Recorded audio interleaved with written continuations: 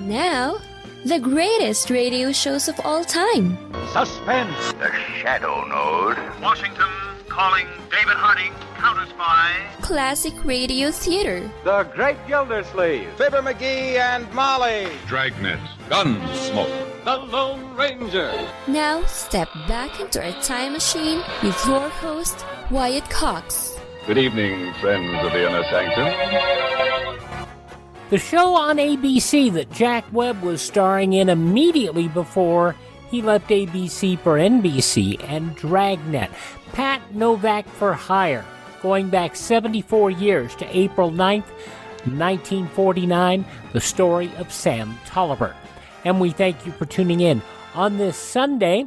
This is the 9th day of April, 99th day of the year, and 266 days remaining until we get to 2024.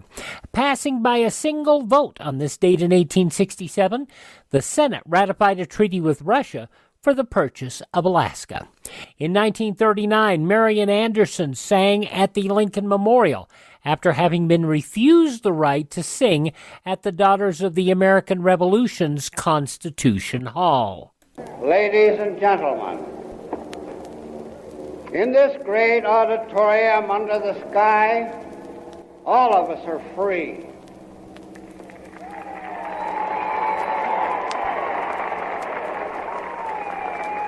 When God gave us this wonderful outdoors, and the sun, the moon, and the stars, He made no distinction of race or creed or color.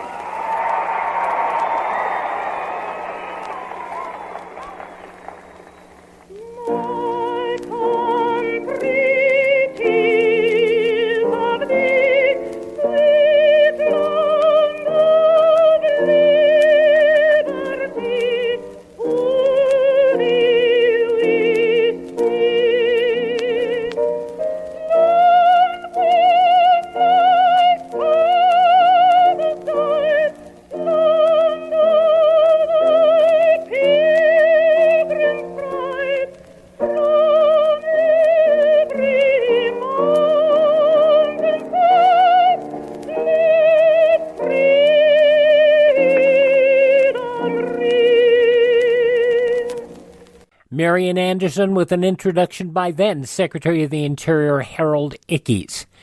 And just think, today we're supposed to be suppressing African Americans. Back then, well.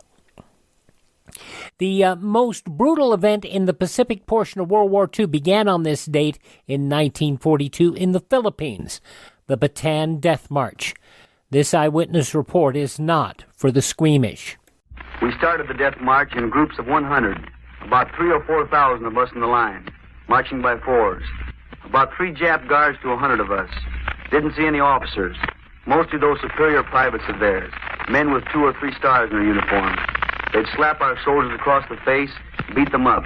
I saw one of our men carrying a new pair of shoes. He sat down to take off his old shoes. The Japs came up and took away both pairs.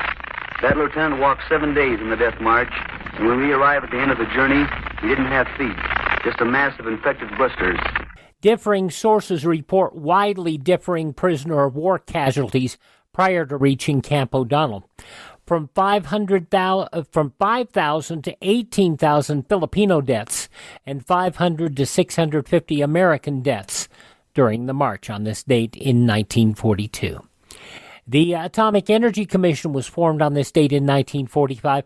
1953, Warner Brothers premiered the first 3D film, House of Wax. NASA announced the selection of the United States' first 7 astronauts on this date in 1959. It's my pleasure to introduce to you, and I consider it a very real honor, gentlemen. From your right, Malcolm S. Carpenter, Leroy G. Cooper, John H. Glenn, Virgil I. Grissom, Walter M. Shira, Alan B. Shepard, Donald K. Slayton. These, ladies and gentlemen, are the nation's Mercury astronauts. The news media quickly dubbed them the Mercury 7. The Chicago 8 pled not guilty on this date in 1969 on federal charges of conspiracy to incite a riot at the 1968 Democratic National Convention in Chicago. After a bombing in West Berlin that killed 2 American servicemen was linked to Libya, President Reagan told UPI's Helen Thomas on this date in 1986 his frank opinion on Libya's leader. We know that this mad dog of the Middle East has a goal of a world revolution, which is targeted on many of his own Arab compatriots. And where we figure in that, I don't know, maybe we're just the enemy because it's a little like climbing Mount Everest, because we're here. Everyone's entitled to call him whatever animal they want, but I think he's more than a bad smell. The president ordered retaliatory strikes against Tripoli and Benghazi 10 days later. It was on this date in 1998 the National Prisoner of War Museum, located in Andersonville, Georgia, on the site of an old American Civil War POW camp. And it was in 2014 a student stabbed 20 people at Franklin Regional High School in Murrysville, Pennsylvania. Passing away on this date in history, Frank Lloyd Wright, singer Phil Ochs, also Brooke Benton, The Rainy Night in Georgia, Sam and Dave's Dave Prater, and Charles Van Doren, a name that might not be familiar to many of you, but he was a key figure in the 21 scandal. I don't know if you remember that, the game show rigging back in the 50s. Born on this date in history, Russian-born impresario Saul Hurok, singer-activist Paul Robeson, Ward Bond, another fine actor, Hugh Hefner of Playboy fame, also Carl Perkins and those blue suede shoes, and Avery Schreiber, all born on this date in history. The man who sang about poisoning pigeons in the park, and musician, mathematician Tom Lehrer, 95 years old. Television producer Marty Krofft, mostly kids shows, 86. Olivia from the Waltons, Michael Learned, 84 years old today. Actor Dennis Quaid is 69. Supermodel Paulina Poriskova is what it is. Yes, 58. Sex and the City Cynthia Nixon, 57. Rudy from The Cosby Show, Keisha Knight Pulliam, 44 years old. His father was a very fine singer, and he's doing well these days. Albert Hammond Jr., who also plays guitar for The Strokes, 43 years old. From Gossip Girl, Leighton Meester is 37. Singer Jesse McCartney is 36. From Twilight, Kristen Stewart, 33. Child actress Elle Fanning is 25. And the wonderful singer Jackie Evancho from America's Got Talent, 23 years old. Those are just a few of the people celebrating the 9th day of April as their birthday. If this is your birthday... Hi, we're the 4 freshmen, and we just want to say, Happy birthday to you! And from 74 years ago today, April 9th, 1949, Jack Webb, Pat-Novak-for-hire, on this Sunday Classic Radio Theater with Wyatt Cox on your favorite station.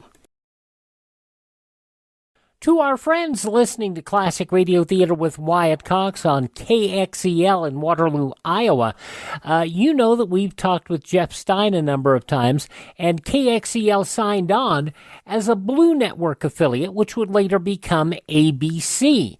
But one of the fun things is that shows like this, which aired on KXEL originally back in 1949, Jeff Stein just loves this, and get to hear these shows all over again. This broadcast from April 9th, 1949, starring Jack Webb as Pat Novak for hire. Pat Novak for hire.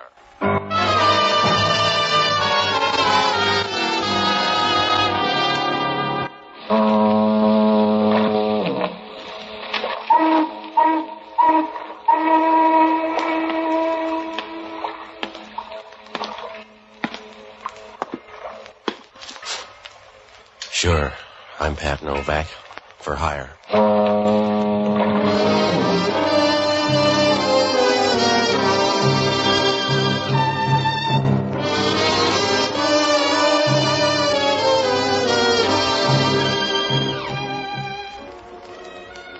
That's what the sign out in front of my place says. Pat Novak, for hire. It's the easy way, because down here on the waterfront in San Francisco, you can't afford to wait your turn. If you're going to make a living down here, you got to do everything you can. And you got to be out of the hen house by sunup. Even then, it doesn't work out always, because you get trouble tax-free. It's like leukemia. There's nothing you can do about it. There's no way to duck it. You might as well try to start a conga line in a cathedral. I found that out Monday night when I met an old friend. It was the night before elections, and I was sitting in the office stretching married women out of an old date book when Sam Tolliver showed up. I hadn't seen him for years, but it was a nice, easy meeting. What other way is there when you're good friends? You look just the same, Patsy. Yeah, it's good to see you, Sam. Sit down. Sure.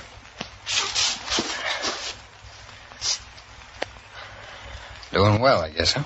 Oh, you get different stories. Where have you been? Oh, all the hard luck stops. Syracuse for a while and Joliet. That's where I come from now. Yeah? That's where they got a big prison. Uh-huh. When you came too far, Sam, you should have stopped in Oakland. Huh? That's right. If you're out here to play small robber, you better think it over. It's a tough town. Don't ride me, Patsy. I'm not, Sam. But once you start losing them, it's hard to win again. I just thought you might want to know about San Francisco. Thanks, but you don't have to worry, Patsy. I got a smart streak. I'm here mostly to ask a favor. Yeah? Can you spare me one for old time's sake? Medium-sized. Go ahead. I want to borrow one of your boats. Did you come all the way from Joliet to borrow a boat, Sam? If it's going to hurt that much, forget it. I just asked. All right. When do you need it? Tonight? It's to pick up a package in the bay about 9 o'clock. Sure, I'll run you out. No, it's a little different, Patsy. I can't make the trip. You'd have to do it for me. The favor's getting bigger, Sam. You'd have to pick up the package and bring it back here. I'll be waiting at 10 o'clock. I guess you won't buy, huh, Patsy? I'm not impressed. It'd mean a lot to me, Patsy. It really would. And you couldn't get hurt, honest. Nobody gets hurt, honest. It's the other way I'm worried about. Well, I wish I could tell you, Patsy, but I can't. You know how it is. Sometimes you can't, but... Well, it's that way now, but... You'd be doing me a real favor and you wouldn't get hurt. That's what Henry used to tell his wives. All right, Sam. But you put out a bad story. Well, Patsy, you have to go by the China Star. She's out in the stream. Just tell them you came for that package. They won't ask. Just tell them you want the package. Yeah? Talk to the captain. I'll be waiting here at your place about 10 o'clock. And, Patsy, it's important. Don't let anybody else have it. All right. I'll see you here at 10. Thanks, Patsy. It's a big favor. We're old friends. Yeah. We're old friends. Nothing wrong with them, huh? No, there's nothing wrong with old friends, Sam, except sometimes they wear out on you.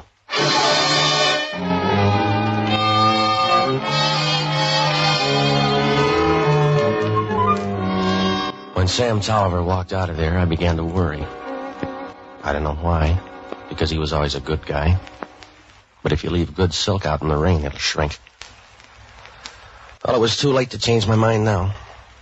I was going to get that package and say goodbye to Sam Tolliver. Only things didn't work out that way. You start with trouble and it never stops. It's like offering to buy aspirin for a two-headed boy. About 8:30, I took a boat and I started out into the bay. Halfway out into the stream, I had to give way to a tanker. After she throbbed by, I picked up the China Star, tied up at buoy 327. It was a broken-down old barge, so old I expected to find Noah hiding out in the bilges.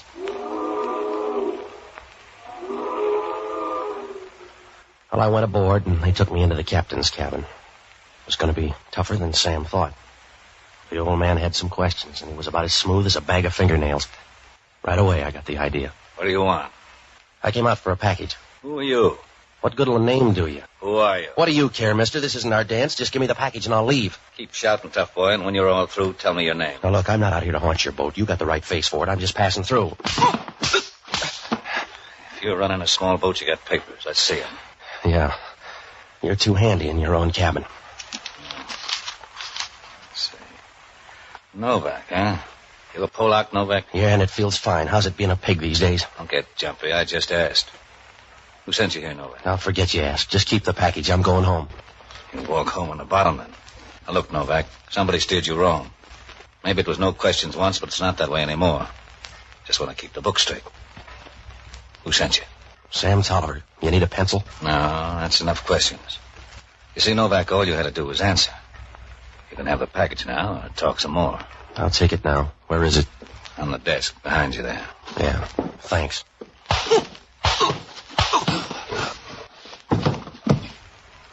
You're welcome, Novak.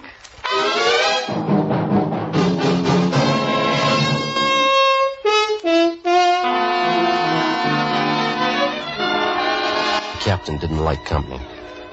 When he hit me, I dropped down to the floor like a piece of hard-working lint. The last thing I remember was Sam Tolliver sending me out to this boat. I knew then I had no more business here than second trumpet in a string quartet. I could hear voices and people moving around, but it didn't help much. You can get that kind of service in a tomb.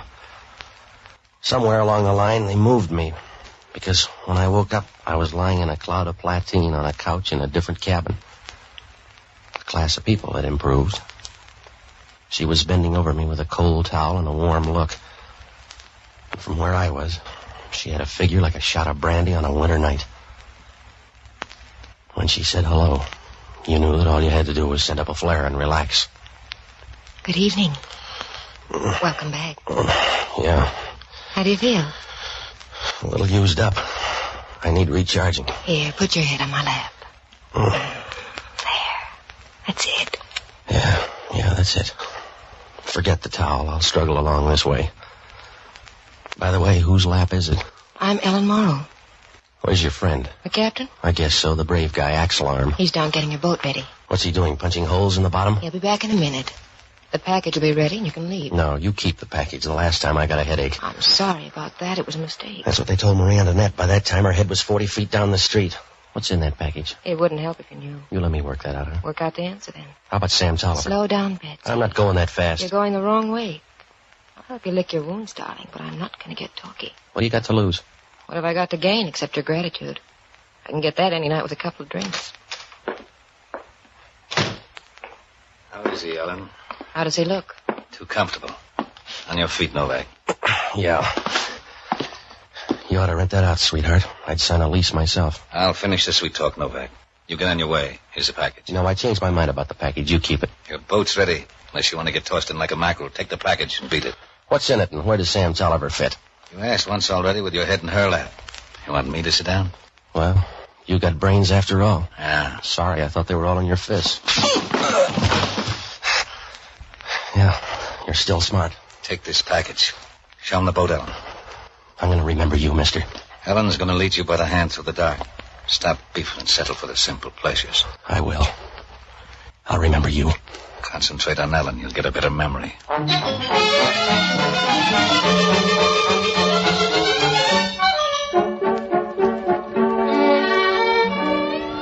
I went out on deck with a girl, and as I got to the starboard side, I noticed her hair for the first time. The way you're liable to suddenly notice a flower after a hard rain. Her hair was red, and as the orange lights of the bridge reflected against it, it seemed like a prairie fire, away down in the valley, flaring up quick and then burning low again. The rest of her would have made a good prairie fire, too. It was the only good thing I could think of on the way across the bay. The water was as quiet as a drowsy caterpillar, and I had a chance to think. Why had they changed their mind about giving me that package, and how wet were Sam Tolliver's feet? Well, it must have been about 11:30 when I pulled into the pier and started on the run for my office. The lights were on, and I burst right in because I had a lot to ask Sam. But it wasn't Sam. What's your hurry, mister? I came here to meet a friend. That's the guy laying in the corner. You don't have to hurry. No, this isn't my friend. He doesn't look like one. I'm Sergeant Grimes from Homicide. If you're Novak, you're in trouble. Why? A guy lying under your desk, dripping like a broken inkwell, and you trot out a question like that? Well, it's a bum caper somewhere. I was supposed to wait for a guy named Sam Tolliver. It might as well have been a streetcar. I'm not going to press you, Novak. I don't care. I'm just going to take you downtown. Well, this boy quit too late. I've been in the bay the last 2 hours. You can check. I went out there to pick up a package. The one you got in your arm? Yeah, it's for a guy named Sam Tolliver. Let's see. Okay. It doesn't say that. It says Mr. John Reedy, 720 Post Street. I wonder what that means. Let's find out. We'll take it by Reedy's place. I got it for Sam Tolliver. You can buy him another. We're going by Reedy's before we get downtown. What's the matter with you? Do you want it on an 18-foot screen? I didn't kill the guy. I don't even know him. I don't even know this John Reedy. Wait a minute, Novak. No, you wait a minute, because it's time for our bottom-of-the-hour break for our local stations. April 9th, 1949, Pat-Novak-for-hire on Classic Radio Theater with Wyatt Cox.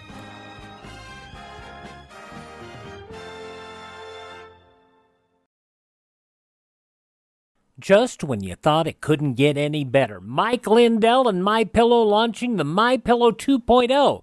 Now, when Mike invented MyPillow, it had everything you could want in a pillow. Now, nearly 20 years later, he's discovered a new technology that makes MyPillow even better. Of course, the patented adjustable fill of the original MyPillow, but now with brand new fabric with a temperature-regulating thread, it's the softest, smoothest, and coolest pillow you'll ever own. Say goodbye to tossing and turning and flipping your pillow over in the middle of the night. And more great news on the MyPillow 2.0 buy one, get one free offer with my promo code Wyatt.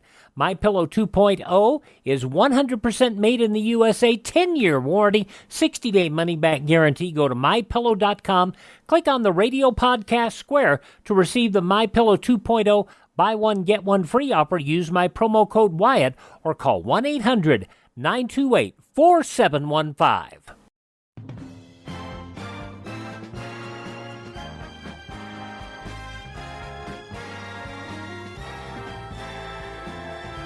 Classic Radio Theater with Wyatt Cox. We're listening to an episode of Pat-Novak-for-hire as it was originally broadcast Saturday, April 9th, 1949, in the newspapers of that Saturday, 74 years ago. These were some of the headlines. Generalissimo Francisco Franco offered to bolster the North Atlantic Defense Pact by concluding a separate U.S.-Spanish alliance aimed at militarily strengthening Western Europe and Mediterranean security. Kingsbury Smith, writing for International News Service, in an exclusive statement to the INS, the Spanish chief of state said such an alliance designed to help check communist expansion would have more stability and greater value than the very Atlantic Pact, which is subject to so many contingencies. A new $5.5 billion program to spur European recovery over the next 15 months, approved by the Senate yesterday on a 70-7 vote. In an 11-hour burst of speed, the Senate wound up 13 days of debate to clear the measure without a single major change from the legislation requested by President Truman. A two-day subversive movement in northern Guatemala near the Mexican border has been crushed completely, according to the Guatemalan government. Malacan and El Carmen, two small towns in San Marcos Department, were retaken by government troops after a brief occupation by the rebels, who fled without attempting to fight. Burma's civil war on again. Rebellious Karens in Insane, 10 miles north of Rangoon, failed to surrender as scheduled. Burmese commanders waited 9 hours after the deadline and then attacked the insurgents' lines there. In and around Salt Lake City, hundreds of people claim they saw 6 balls of fire streaking through the sky. Some witnesses thought they were meteors, others thought sure they were rockets. At the same time, astronomers and others in Southern California saw long streaks of black smoke going across the sky in an east-west direction. A chap named Harry S. Truman will soon have what a lot of restaurants use to soothe their customers. Blair House, his home for a while, is going to have Muzak piped into it. And the country may soon have talking traffic signals, according to England's Trevor Barlow, who invented some. A soothing voice issues from the light as it changes, saying, "Look left, look left." It worked fine in a busy London during a demonstration. Those some of the day's top news stories as reported in the newspapers of Saturday, April 9th, 1949, on your radio, Pat-Novak-for-hire, which continues now on Classic Radio Theater with Wyatt Cox. Wait a minute, Novak. I believe you. I believe every word you're saying. Except this is one time you'd be better off lying.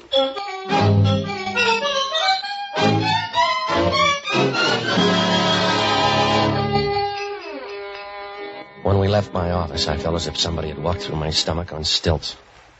Oh, there were loose ends bobbing up everywhere, and you couldn't get to any of them. It was like chasing a spider with a bowling ball. With all this new stuff, I forgot about the ship. Who's going to worry about blood poisoning if he's busy having hemorrhages? I began to wonder more about Sam. Where was he? And how was I going to palm off that dead stand-in? Grimes didn't seem worried. We got into his Nash and headed for 720 Post Street. It was an apartment hotel, and Reedy lived up on the 3rd floor.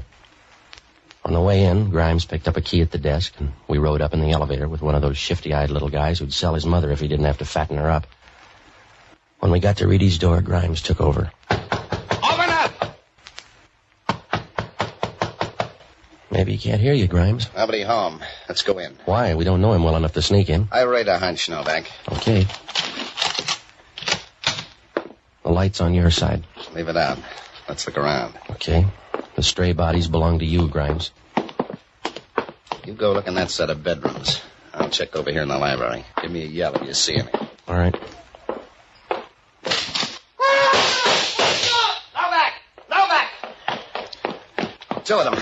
I got one by the desk. The other started on the fire escape. I'm going down in front. Take this gun and stand by the fire escape. He may get trapped and start up, so keep your eyes open. I walked into the library.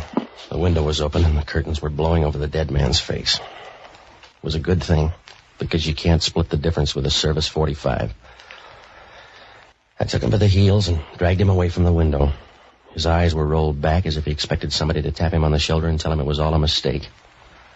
His face was contorted and frightened, maybe a little embarrassed, like a deer caught in a traffic jam. Well, I stayed at the window about 10 minutes and watched the fire escape. There was no action there, and Grimes wasn't back, so I started for the door. I had company right away. Hello, Novak. You move? Oh, Hellman. That's a big gun you got. Well, ask Junior here on the floor. He thinks it's even bigger. I'll check myself. Sure, and it's going to be easy because it's right in the family. Yeah? Yeah. Belongs to one of your boys down in homicide. Go ahead. A sergeant by the name of Grimes steamed in here and knocked down Junior, and then he beat it down to get the other guy. I don't believe it. Well, talk to him. That's why I don't believe it. There's nobody on the force named Grimes. On this one, you're all alone, Novak. There's got to be a Grimes. The guy had on a uniform. I don't care if he had on a playsuit, Novak. The guy's a phony. He's not from homicide. He's a killer. That's what I meant, Hellman.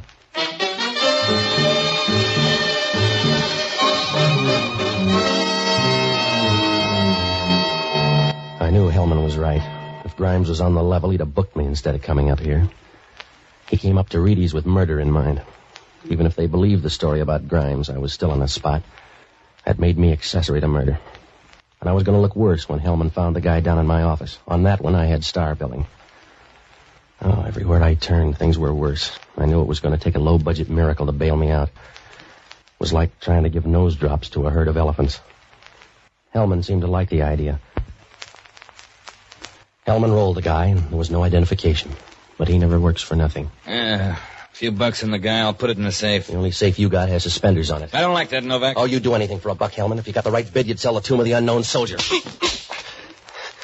Thanks, Hellman. I'm getting a big list tonight. I can do all of that I want, Novak, because you're in the corner pocket now. I get a tip-off from the Chronicle to come up here, and I find you holding last rites. You got a bigger headache, Hellman. There's another stiff down at my place. Huh? That's right, Grimes again. He was sitting there when I walked in. Where were you? Out in the bay, picking up a package. It's right there on the desk. What's in it? I don't know. It was for a friend of mine named Sam Tolliver. He's disappeared, and Grimes brought the package up here. I'll take it downtown. You better tag by the China Star. That's where I picked up the package. It's out in the bay, so you'll need a boat. Even a guy with your complex needs a boat. I'll touch all the bases, Novak. You just stay 10 cents away from headquarters. You can pay your own way into the can. Yeah, well, that's what'll happen if I wait for you. I'll be standing out in the downpour. That's right, Novak. If there's a chance, I want to see you get first prize. Yeah, well, I'm going to be stuck unless I shop around myself because you got lockjaw of the brain, Hellman. Yeah? That wouldn't hurt you so much, but if it spreads, you're going to be in trouble. That's what I'm waiting for. And the conclusion of Pat-Novak-for-hire, April 9th, 1949, when Classic Radio Theater with Wyatt Cox continues on this Sunday here on your favorite station. We'll start off the week on Monday's Classic Radio Theater with Wyatt Cox with an episode of Dangerous Assignment starring Brian Donlevy. 73 years ago, April 10th, 1950, Steve Mitchell traveling to Trinidad to find himself a diver on the Sea Witch searching for a modern sunken treasure. That's on Monday's Classic Radio Theater. But now the conclusion of Pat-Novak-for-Hire starring Jack Webb. From April 9th, 1949, 9:30 p.m. Eastern Time on ABC, 74 years ago today. Well,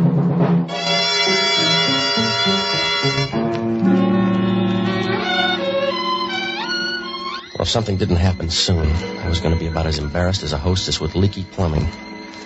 I was counting on Hellman to shake down the skipper of the China Star. If that didn't work, I could close shop. I didn't have any leads. There wasn't anything I could do but sit on my hands. It was like taking your niece to a nightclub. I had to stumble around until something showed. So I looked up the only honest guy I know, an ex-doctor and a boozer by the name of Jocko Madigan. Oh, he was all right until he found out sometimes you can feel as bad the next morning without a hangover. I toured the town and finally found him at Lupo's trying to put the vineyards out of business. Ah, Patsy, you're just in time to start the day off right. Mama Lupo, some wine for Mr. Novak. You can only have a quart. We're running low. Look, it's almost midnight, Jocko. I got to talk to you. We're not going to turn into pumpkins. You need some wine. No, I don't. Patsy, when you die, the artwork is going to be simple. On your grave, they'll chisel a picture of a pair of slacks, a hamburger, and a double malt. All right, Jocko. The final symbols of a decayed civilization, because that's as close as you ever got to civilization, a remote connection at best. Like a bookie, they love horses, but they die on a stock farm. It's the same with you and civilization. You all through, Jocko? I won't fight against your sober babble. What's the matter? There's a dead guy down in my office. A friend of ours? No. Oh, that's too bad. We'll miss the wake. I'm going to get half hung by homicide. The other half is dead up in a Post Street apartment. Hellman thinks I'm the boy. Patsy, I wish you wouldn't hang around me when you've just killed somebody. You tarnish my declining years. I went out to the bay to pick up a package. When I got back to my place, instead of a friend named Sam Tolliver, there was a dead guy there and a phony cop called Grimes. How do you make the distinction? He grabbed the package and we took it up to Post Street. After a quick hassle in the dark, I'm standing over a dead guy in John Reedy's apartment. John Reedy? Yeah. Do you know him? Most people do. He's running for office tomorrow. Is he the dead man? No, I don't think so. What about Reedy? He's running for a board job. Yeah? Would anybody have a reason to work a plant on him? Maybe. What's he like? Oh, a sort of liberal by marriage. A reactionary with a rich wife. Supposed to be a good man. Well, how about the opposition? Oh, a lot of them are running. One is Simpson. He couldn't beat an asthmatic turtle across a tennis court. Well, we're getting somewhere at least. If Reedy's good, the gambling dough would frame him to lose. Yes, if politicians can ever lose. A murder in his apartment would look too phony, though. Yeah, but maybe that package wouldn't. Jocko, you got to help me. I want you to check on the registration of the China Star and then nose around to find out what you can about tomorrow's election, will you? If we lived in a monarchy, this wouldn't happen. That fast double play has got something to do with this election. Now hurry up, Jocko, and when you're through, tag by my place. I'll call you there. Have you a bottle in the house? There's a tap in the kitchen. That'll have to do. No, thanks. Outside of a child in pain, the most pathetic sound in the world is running water. Good night, lover.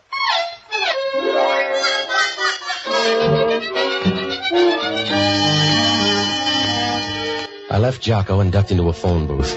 When I called Hellman, he poured out news like a rotary press. They broke open that package down at headquarters. It was full of dope. Plain garden variety, the kind a man uses to forget either his wife or secretary. I was sure then the package was a plant on Reedy. Hellman didn't see it that way. He said the two dead men were Gunsels, last addressed before San Francisco State Prison at Joliet. I needled him about that phony cop Grimes. Hellman said they just got a tip-off by telephone. Grimes was an ex-sergeant in homicide whose real name was Vic Rothery. I asked him who phoned in the tip-off, and Hellman said he didn't know the guy. His name was Sam Tolliver. I got onto the Chronicle morgue and looked up everything I could on John Reedy. All politicians' children sit on the floor. There was a picture of Reedy there with his family grouped around him on the floor. I pulled the clips on Vic Rothery. It was Grimes, all right. Well, that gave me something to work on, so I went on the prowl for Ellen Morrow. I found her running a dice game in a little after-hours joint on Eddy Street. You want chips, Novak? You don't want to play against yourself? Yeah, give me some. All right. See how good you are. Okay. Eight's your point. Yeah. You seen Sam Tolliver? Make your point, Patsy. That's it. Where's Sam Tolliver? 5. You're not even warm. You're not warm on Sam, either. He left me hanging with a murder Your rap. friend double-crossed you. He double-crossed you, too. Another 5. You're in a rut, Patsy. He turned in Grimes. That's right, baby. They know he's Vic Rothery. Now you still like Sam Tolliver? No. Keep rolling, darling. Is Grimes your boyfriend? He used to be. I'm sentimental. Where's Sam Tolliver? The Herrick Hotel. When you see him, tell him I sent you. I will if we talk that long. There it is. Hey, come on. 8. That's right. I guess I lose, Patsy. I guess you do. Be seeing you, baby.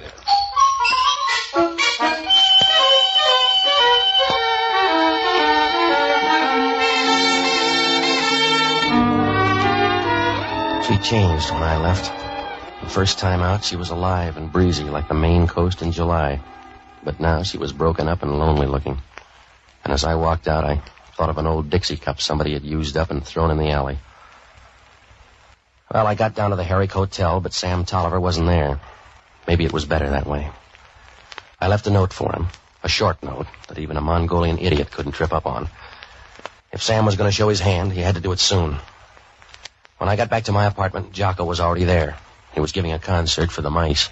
Oh, she pushed a baby carriage, she pushed a baby carriage in the merry, merry month of May. All right, Jocko. She pushed a baby carriage, she pushed a baby carriage, she pushed it for a Williams man who's far, far away. Oh, stop it, will you? Patsy, I wish you'd get rid of that radio and buy a good harpsichord. What'd you find out, Jocko? Nothing from the China Star. She weighed anchor and went to sea at 11:45. How about Reedy? Well, there's heavy gambling money against him.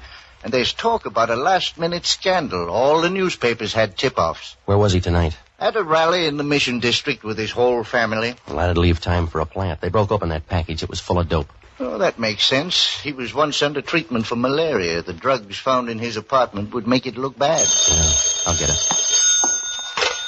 Hello, Novak talking. I hope so, because you got a lot to do. What's on your mind, Hellman? A girl named Ellen Morrow. Who killed her? Did they? About 20 minutes ago. Vic Rothery's picture was all over the place. Yeah, they were chums. You better pick up Sam Tolliver. He's at the Herrick Hotel. I'd rather have Vic Rothery.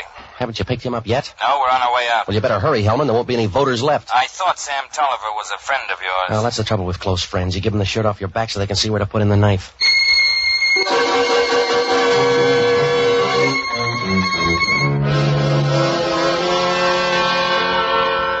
After Hellman's call, I knew we were coming up for the last hand. I met him, and we rode down to Vic Rothery's hotel. It was early morning, just about the time Dawn is too sleepy to get out of bed.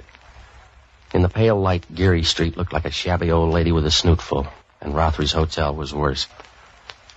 Hellman flashed a badge on the night clerk, who reached over and handed us a key. It was a funny thing to notice then, but the guy's hands were short, and his fingers were peeled and stained yellow as if they'd been dipped in weak acid. Well, we rode up to Rothery's room.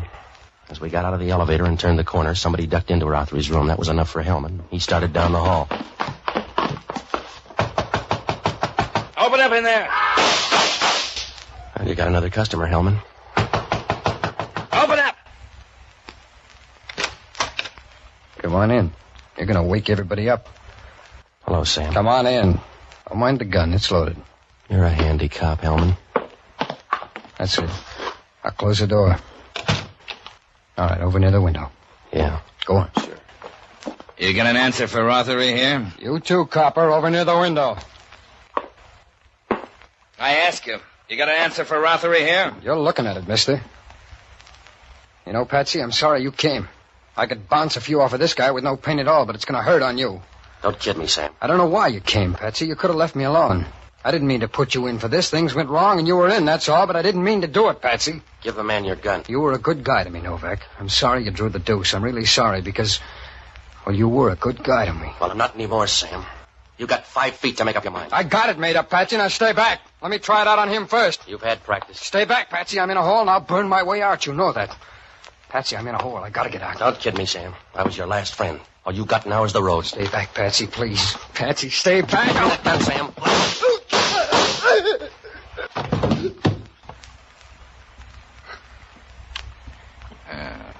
I must have prayed wrong, Novak. Yeah. Sorry, Sam. I'm a tough loser. Yeah. You were right, Betsy. It's a bum down for a small robber. For a while, you looked big. Not for long, though. No. You're a small-time bum, Sam, and you're better off dead. I wouldn't argue it. I'm sorry, though. I doubt it. I guess that's right. I didn't try very hard. How's your friend, Novak? Let's go. The friendship's over.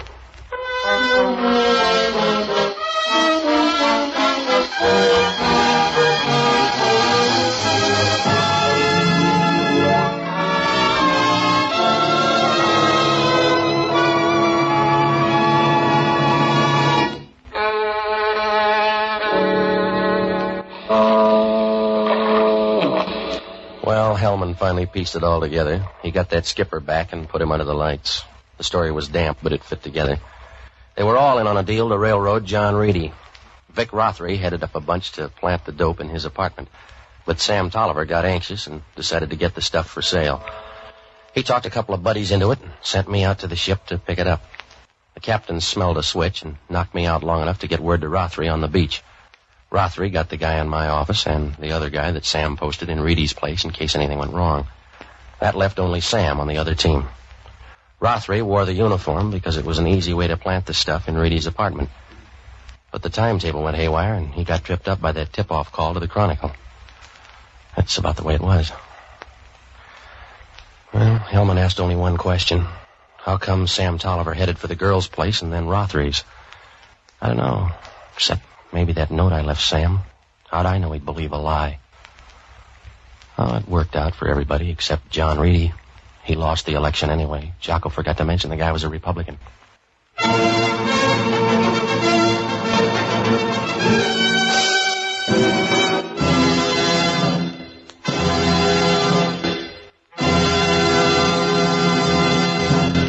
April 9th, 1949, Pat-Novak-for-hire on Classic Radio Theater with Wyatt Cox. Thanks for tuning in. Please visit our webpage, classicradio.stream. Stream our shows. Learn about building a classic radio collection of your own. You can contact me, find our social media links, and you can also buy me a copy to help support our program. That's at classicradio.stream. And thank this station, support the advertisers. Most importantly, have a great week ahead. Tell your friends the greatest radio shows of all time are right here at this spot on the dial. Classic Radio Theater with Wyatt Cox on your favorite radio station.